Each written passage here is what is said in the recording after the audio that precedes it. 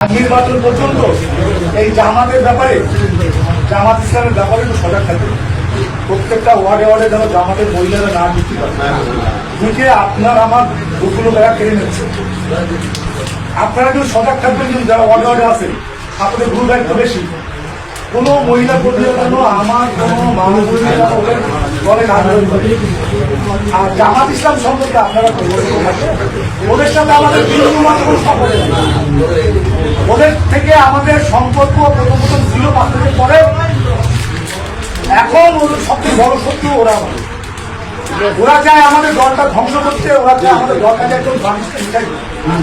ওদের বক্তব্যগুলো এত বাজে, ওরা ষড়যন্ত্রে লিপ্ত। ডক্টর ইউনুস এবং যে নতুন ছাত্র দেশের ষড়যন্ত্রে লিপ্ত। ওদের দিয়ে ফেসবুকে বিভিন্ন বাজে বাজে আমাদের নেতাদের নামে তারা কুচ্ছা রচনা করতেছে, তারা ষড়যন্ত্র করতেছে। এই জামাতকে কোন অবস্থাতে প্রশ্রয় দেওয়া যাবে? সবাই শক্ত হাতে জামাতকে মোকাবেলা করতে হবে।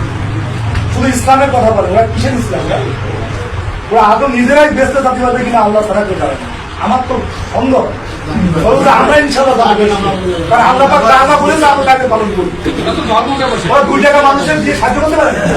মানুষের কাছে টাকা নিয়ে ওই ব্যাংক ব্যালেন্স তৈরি করে, নেতারা বড় বড় গাড়ি চলে, আর ওই কর্মীদের কাছে 500 টাকা 400 টাকা 300 টাকা নিয়ে ও টাকা তৈরি করে, টাকা পাহাড় তৈরি করে, তারপর ব্যাংক বিমা এসব তৈরি করে নিজেরা বিলাসিতার মধ্যে চলে। আমরা তো কাজ করি, আমরা কষ্ট করে আমরা জীবনযাপন করি, আমাদের নিজের উপার্জন দিয়ে আমরা দল করি।